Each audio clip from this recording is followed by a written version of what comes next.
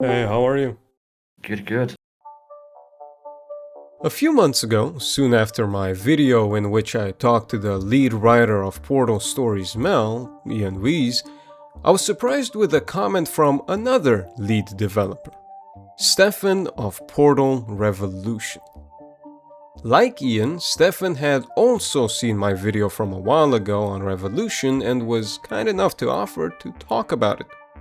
Of course, I took the opportunity and got to enjoy learning more about how this great mod was made. So you wake up in a bed, right? And you're in a room, and above you everything is moving around. How do you think this is made? Well, I think that the room is moving, but I imagine you'll tell me something like, yeah, the whole thing is moving around you. Kinda. It's even more insane than that. If you look up, you're looking at a portal right now. This whole thing? The hole in the ceiling is a portal. So the room itself is completely stationary, but we have a portal attached to a train that is moving and showing you different bits of the facility. Jesus. The issue is portals don't move in Portal 2. So we had to hack the engine to allow those cheats to be enabled here as well and stuff like that, and to have the mobile portals. The issue with mobile portals is they have very, very bad physics when stuff is around them. So if the player is standing near a portal when mobile portals are enabled, it just freaks out. Like, you would get sucked up. You would stand here in the room and you would get sucked up into the ceiling. Right. It was completely buggy. So the way we got around that is we didn't fix the physics, we just locked the player in a bed. But it works out pretty smoothly. I was actually gonna ask based on the credits. I saw Stratosource. Now, I don't know much about Portal.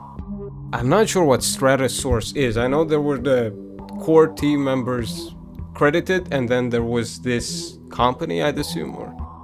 Right, so Strata it's something I co-founded with two other people. We made a mod called Portal 2 Community Edition, and the goal was to be an engine branch of the Portal 2 engine that makes modding easier and adds some new features, because Portal 2, apart from making maps, is super limiting. Like, you can't really change the UI too much, which makes mods difficult. Mel and other mods like it that use the stock Portal 2 engine had to hack stuff together in really ugly ways.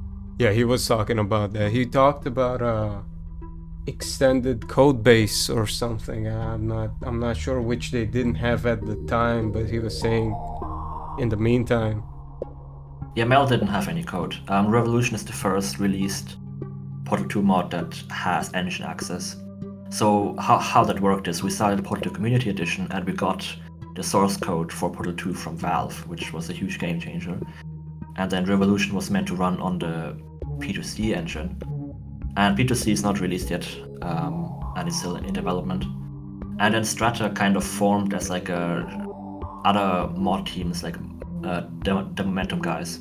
And they also approached us like, hey, you guys got code, how can we can you help us? And then we sort of helped them out and collaborated on sharing an engine branch. Our goal was to have an engine branch that is more up to date, more modern, that anybody who has that license to use the Valve source code could join and build their own game on top of that. This is new. This wasn't like this. I remember that this was not like this when I first played it. Now, the UI has always been the same in Revolution. Are you sure? I swear something's different about it. But then it's been so long. Yeah. Yeah, no, the UI hasn't changed in Revolution at all. Well, I guess that feeds very well into the question of, how did you guys sort of come together as a team? Yeah, I mean, I guess the team just formed slowly, right? And it also evolved a lot. I've been working on this for ages, and people have just been coming on, hopping off, and most people, I guess the main team became a thing around 2020, 2021, and then it didn't change much after that. Our latest team member, Sarah, who voices Emilia Conley, we got her on very late because we struggled finding her character. So yeah, I guess most of the team members just found the mod somewhere, and it just sort of happens naturally, right? You see good people, and I think, hey, they could be useful, or there's like an application process that people can go through, and but for example, for the voice actors and the our music guy Jared, I found them outside of the modding community. I intentionally looked outside because a lot of modders, they stick inside of the known community, like reuse the same few people, and that is also how you have almost every mod being voiced by Harry, and also almost all of the music is being made by Harry for almost all the mods, especially in the Portal 2 era. But I wanted to stay away from that, not because I don't have any, not because I have anything against Harry, I don't, but because I just wanted to do something different. Yeah, you wanted it to sound different, to stand out a bit. Yeah. Yeah, I wanted it to be different, and I also thought there's gonna be so much art, like there's gonna be so much talent out there of people who don't stick around in modding communities all day, right? Like we are a real niche. I mean, those Discord servers have like around 1,000 members, and there's so many more people that love Portal that don't hang around in those servers. So it's a real waste to not look outside. Did people like volunteer to work on certain things, or were you sort of assigning people based on what you needed and what they were good at? Yeah, I guess there's like two kinds of team members, right? We have a core team that consisted of like 7 people, I think, excluding me. But we also had a bunch of more contributors who just contributed to 1 or 2 things and then didn't stick around for years, right? Because the expectation for a team member is kind of that you stick around for years until release, and you have regular meetings. We had weekly meetings at the time on the weekend. It was good to have like a regular scheduled time for that. It really helped with motivation, I think. Also for me, because I can just talk to other people about my own ideas. Yeah, then there's many other people who like was more of like a commission basis, I guess. I asked, hey, can you make these white wall tiles, these clean white wall tiles, and then I got them back, and that worked well, but it wasn't like a continual thing that lasted for years, right? So you also see them credited differently in the end credits.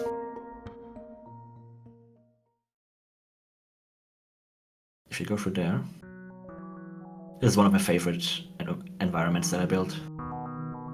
I think what gets overlooked here often is the floor detailing. And that's just, I think that just goes to show how well it's all blended together, because not one thing draws your attention, the whole scene just sort of comes together and it feels natural. You know, it feels organic. Like if people were to notice, oh yeah, there's sunflowers here, that would be because everything else is so barren and so plain. Yeah, I was referring to it rather to a lot of beginner mappers. They underestimate how important the floor is to decorate. They always do the walls and like the ceiling up above, but the floor is often just a single texture. But the floor usually takes up like half of your screen for the most part, right? Like when you look at this right now, the floor takes up a huge percentage of your screen in real estate. You said that this was the first game you guys had made. Yeah. For most of us, it was the first game. Rory already shipped some of his own games before to Steam even, which is very cool. But like it was also his first bigger production, working with a team and other people. But yeah, apart from that, I think from all of us, it was our first game. So what background did you have, I mean, at the time? Like, how did you come up with the idea of making a Portal game? I came up with it when I was 13 years old. So I had no background in anything. I just played Mel. I thought, that's cool. I love Portal. Like, I was always obsessed with Portal. I always loved Portal a lot. I loved the environments and the characters and the gameplay and everything. So you didn't know anything about coding, or? I started teaching myself programming around the same time, but for different purposes. I wanted to make Minecraft mods. So you were a modder through and through. You wanted to make Minecraft mods, Portal mods. Yeah, well, I mean, I just played Minecraft Pocket Edition at the time, and there was something called the Block Launcher, which was like a separate launcher that would launch Minecraft, but you could then run JavaScript mods. At the time, that game was super rudimentary. You had like a finite world. It wasn't even infinite. There was no redstone or anything. Yeah, Pocket Edition. I started playing Minecraft on Pocket Edition all the way back in, was it 2009? Oh, well, you will understand what I mean then, yeah.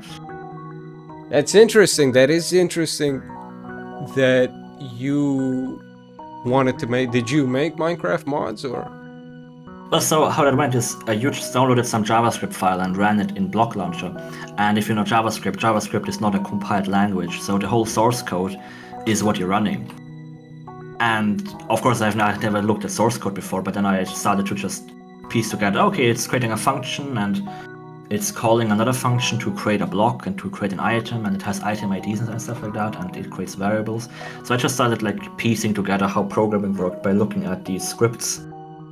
But yeah, from there I then learned Android programming with Java, and I didn't really program Minecraft mods that much. I don't know, it never really... I was more interested in like making plugins for servers. I thought that was a bit more fun because I could invite my own friends to play. The days of log me in Hamachi. That was... Yeah, my dad didn't allow that because he looked at what it actually does to your network, so... I don't want to know what it does to your network, because I use that for years and years. I mean, I would definitely say that my dad was a big influence on me, because he's also a system administrator. Right. And so I got into, I was always into computers, so learning programming was just a natural next step for me. Then I went to college, sort of, in Austria it's all very different, but it's like a college that you attend at age 14. So like a high school kind of thing, yeah. Sort of like high school, where you also do introductory college level stuff. Interesting. Yeah, and then I started working on Revolution around the same time, and I've just been the project has been growing with me throughout the whole time. So you mentioned, yeah, so your dad started you on it. Did you show him this game? Yeah, he playtested it throughout, sure. I see. What did he think? Could he find issues with it? Was he like, oh, you shouldn't have done this? Is it? When he played an early version of the game, the first act used to actually be everything in everything before this map right now used to be a copy paste of Portal 2's introduction in a clean style. And then after that, it had original test chambers in Overgrown. And when he got to that point, he said, you should have started with this. What did you show? What was this introduction stuff? I've already played this twice. I played it in Portal 1, I played it in Portal 2. And now it actually gets good. That was one of the things that got me to just rip out the entire first act and restart it from scratch to what it is now. Which, in my opinion, is one of the best acts in the game. I mean, it definitely is a great act. So, yeah, thank you, Dad, then. So he was into Portal at the time, I understand. I got into Portal because of him. I saw him play Portal on the family PC, and I just walked into the room when I was way too young to look at that game. And I just watched him play it, and I was so taken away by that game. He was in Test Chamber 4, right after you get the Portal gun. Yeah. The first Portal gun. And then I just sort of demanded to play it myself, and then sat on his lap, just placing portals back and forth, walking through them, being blown away by how the portal has changed the space, and now you're here, and now I'm there. I think at the time everyone would have felt 7 years old, because there never really been anything like that before. Yeah, definitely.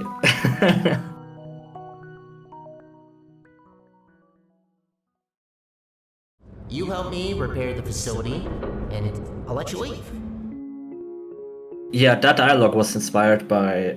I was playing the Stanley Parable, and the narrator would just talk for ages, and sort of like think loudly, right? Yeah. And my dialogue was usually very to the point and sort of just giving you information, and it didn't feel very natural. So I wanted to write some longer dialogue where the character kind of just talks to himself a bit and thinks a bit loudly. Something I did want to ask Supersonic fans, I made a tangent out of that as well. Yeah, I knew that was wrong what he was saying, right? Like, I wrote it knowing what he says is wrong. Right. Yeah. I think I originally meant it to be sort of showing that Sterling doesn't know what he's talking about all the time. It sort of just comes across as the game doesn't understand something, right? Because it's a thing that's very difficult with games. If you want to make something look ugly, right, you have to make it very obviously intentionally ugly, because if it's just ugly, then people might think that the game is bad rather than the game knows it's meant to be ugly. And the same thing happens there, where the character is intentionally wrong, but because nothing else emphasizes that, it just feels like the game is bad. With that context, a lot more makes sense in regard to Stirling, because there's a lot of things that, because he does behave like a sort of narrator. And even more importantly, actually, what I wanted to bring up about the big twist in the game. Because there's posters all over the place that tell you don't take the portal gun into the spire, don't take it into the device. I guess that answers it. So Stirling doesn't know that. Yeah, there's many things that Sterling doesn't know. He seems to know what he's talking about, but many times he actually doesn't. Same way he thinks that there's like a very difficult test inside of the spire that only a human could solve, but it turns out to just be a button. And the same thing with that poster is placed sort of outside of the main chambers in like a dark corner to kind of make it like a reasonable belief that Sterling could have never seen that, and sort of also playing on the idea that the spire has this very big critical flaw and they just didn't document it very clearly. Like, they could have just placed it on the floor in a big sign, like, do not enter with the portal gun, right? But they put it in the corner, a sticker that's like, by the way, you can all die if you do this thing. Yeah, just somewhere in the dark. He is written as someone that you do trust in the beginning. He seems to have the best intentions at heart, and then you find out at the very worst point that he's actually the antagonist of the game. Yeah, the whole idea was that the characters in the story are neither good nor bad. The issue is just that Sterling's goals don't align with your goals, and you don't find out about that up until it's too late, right? Because his actual goal is to clean Aperture. He is a cleaning robot gone rogue. So he thinks, well, if GLaDOS is gone, then I'll just get her back. In my mind, he doesn't really think about GLaDOS's like ethics about humans and stuff. Like, why would he care, really, right? He's a robot to clean Aperture. All he cares about is that the facility is clean. So however he can manage to facilitate that is what he's gonna do. It's funny, you keep answering my questions before I even ask them. Because I had a question written down I was gonna ask later, and you've basically answered it, is why Stirling is a vacuum cleaner to begin with. But now it makes sense, the fact that he's a cleaner bot, it's an evolution from what he was initially. Yeah, that whole thing came about not at the last moment, but like later in development, kind of naturally. I forgot who actually had the idea, but I think we just all kind of liked the idea immediately, that it sort of connected Sterling to Conley, and it made their relationship so much more interesting and bizarre. And whenever you have an idea, especially in like a comic game, like in like a comedic game like this, when an idea is just so stupid, but also kind of makes sense, those are usually the ideas that we like going with. But it also aligns with his existing goals of maintaining Aperture, right? It explains that I was interested in like this game was made pretty much during the time when like generative AI and GPT-3 just came about, right? And I played with all the versions of that, and I thought more about like AI safety and like robots going rogue and like having one directive to like create like make paper clips, right? And then to achieve that goal, to maximize the amount of paper clips, they like restructure the entirety of Earth just for the purpose of creating quick paper clips. It is a completely stupid thing, right? But they've been programmed to do that, and if you give them too much power, then they do the stupidest thing.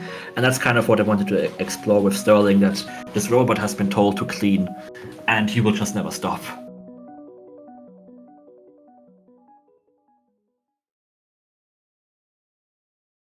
Yeah, those animations are very interesting how you make them. Yeah, Ian was talking about how in Mel they had to use pre-baked animations because as you mentioned, the animations wouldn't work, the animator. So these our animations use choreographed scenes, a feature that they made in Half-Life 2, and that just didn't work for Mel. With Face Poser, you have more like a timeline, and then you have these animations here to like pop eye, roll eye, nod slow, and these are the kinds of things that they could use. But if you wanted to do something custom, like have a character look down into the corner, move the eye like they're awkward, do other stuff, then you couldn't really do that at all. Like looking down into the bottom left, or looking in the bottom right, or rotating that way, or changing the plug, whatever. So those are just a single frame, and you can then take them, stretch them out, and like animate the curve to make it look like that character is like moving down into that side and then to that direction. So this way we could blend the existing animations, like the nod fast and the idle happy and eye pop, but then blend in additional custom animations to then arrive with something like this. I can do a countdown for you. All right, 3, 2, 1, go. And that stuff was really fun and interesting to do, but also super difficult. Like, yeah, I mean, just looking at it now, it looks like a handful. Yeah, I had no background in animation at this point, so I just had to like basically do like a crash course in facial animation. But what I found is that later, while recording or like while writing, I would think about how the face would move. So I would already have some facial movement in mind as I was writing and as I was recording, so I could help the voice actors, like give them the information of, okay, I would like them, like the head to move like this. This is what I'm thinking about the facial animation, and that helped so much. Yeah, because they could visualize it, right? Yeah, because before we just recorded like a 30-second clip, and I had to find facial animation for that. But there was not really any change of emotion throughout the whole thing. So how do you animate like a new interesting thing every like 3 or 5 seconds? Because if you just have a character stare at you blank, it just looks very boring and unfinished. But if the voice doesn't emphasize those animations, it's difficult to animate to that. So later I thought about animation from the beginning and then wrote a dialogue to have those sorts of moments in it. That really helped massively. I guess, how did you come up with the idea of having 2 characters like this, 2 independent? Yeah, for a while it used to be just Sterling, and the story has changed so much, but I felt like, so there was always the thing that you would follow Sterling to some destination, and then that thing doesn't work out. And originally you would walk up to the spire, and then the bridge that you walk on just collapses and you fall down. But it was just super random. So that obviously was changed. Then once you were down below, you weren't with Sterling. And it just felt really empty, and it also felt like the story was lacking conflict. So then I thought, well, when you're down there, how about you meet another character who is sort of opposed to what Stirling wants. But then that's a big challenge as well, because when you have to develop a whole new character and figure out why that character, who doesn't even know Stirling, and whom you just met, why that character is on your side and against Stirling and stuff like that. And the way we ended up doing it is that she doesn't know anything about what happened up there for a long time, right? It's just about her for now, until they meet up, and then she understands that he wants to reactivate GLaDOS and all that, and he's in this dangerous spire device. So from there, we just had to come up with, okay, so she has to be against GLaDOS. But then I had an idea for a different game. The whole idea about brain scanning and just having that copy, and now you can create infinite copies of yourself, was really interesting to me and like horrifying. Then I thought, well, maybe I can use that in Revolution, because it's not, I mean, I'm not gonna make that game in the next 10 years, so how about I just reuse that cool idea in the game I'm working on right now. So that's how Conley came to be. And then that also just naturally connected her to having worked on GLaDOS, right? Her being an AI researcher makes sense that why there would be a scan of her that was like unethically made and like kept in storage for decades, and why she would be opposed to GLaDOS, and also gives her an immediate connection to her. Yeah, I mean, it's a very dynamic story from this point on, especially. Even more so because obviously you had conflict in Portal 2, and it's similar. It is similar with GLaDOS, you know, almost being like Conley and Stirling Whitley. It works very well in that regard. It works to create this like us against him, you know, us narrative. Exactly, yeah. And also her being a human helped with her being more sympathetic.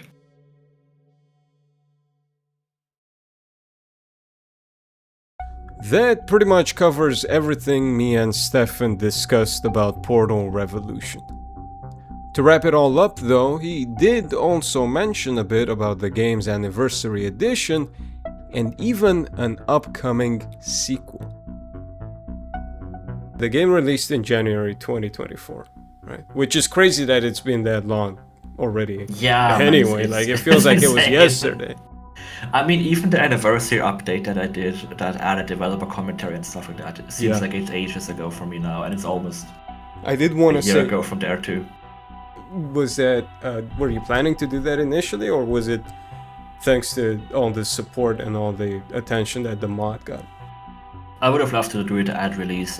It's always interesting because while working on the game itself, I always love listening to the Valve developer commentaries. I like rewatched like videos, you know, where people just uploaded those recordings onto YouTube. I rewatched those in the background, and like try to learn and soak everything in that they talk about. And then I always like fantasized about, oh, one day I'm gonna make my own, you know. And then the release came, and I just had zero energy to do it. I have no idea why. That is a very stressful time, and once it's out, I just kind of didn't want to think about it anymore. Yeah, for a no, bit. I get that. I get that. But then after a year, I started to actually like the project more, right? Because after release, you just think you made the worst thing ever, because you only know the mistakes. You only think about that bug in there, or like that lighting is not very pretty, it's too dark or whatever.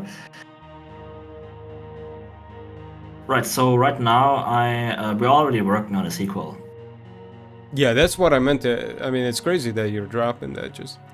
But where did you announce it before?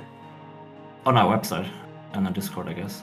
We didn't really. We kept it a bit more low key, because we don't want to announce something huge, because we don't really have much to announce. The only thing to announce is we have ideas and we're working on stuff, but there's nothing really to look at. So we're just in super early pre-production, like early alpha phase. So yeah, but there is a sequel, because I was very excited.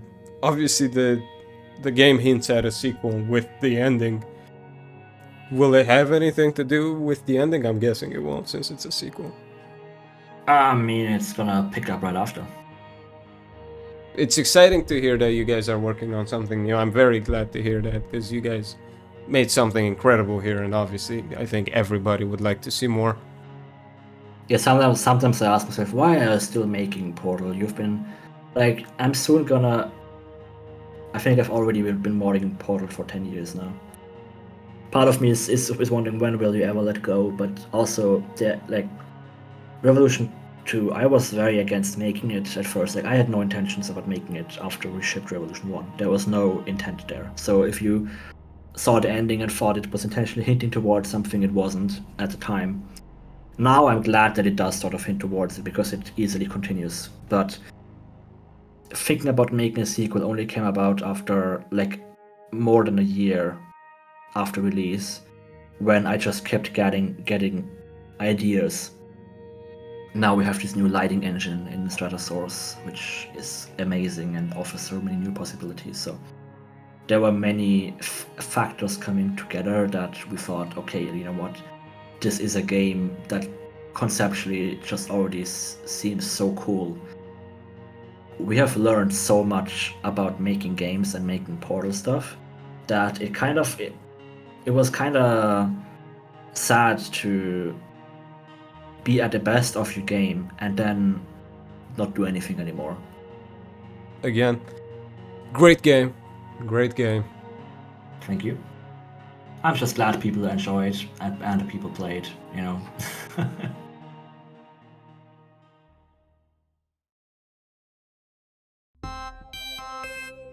Talking to Stefan was a pleasure. He is clearly very passionate about what they've made, and I'm glad I got the chance to hear more from him. There are some things that didn't make it in this video, but that's because a lot of it is covered in the developer commentary mode of Revolution, which, if you haven't already, I highly encourage you to check out.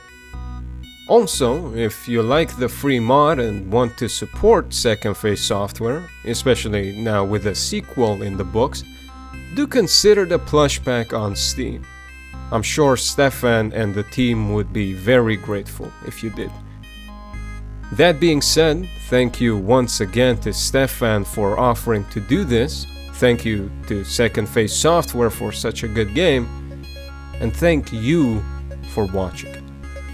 I hope you have a great one. See you.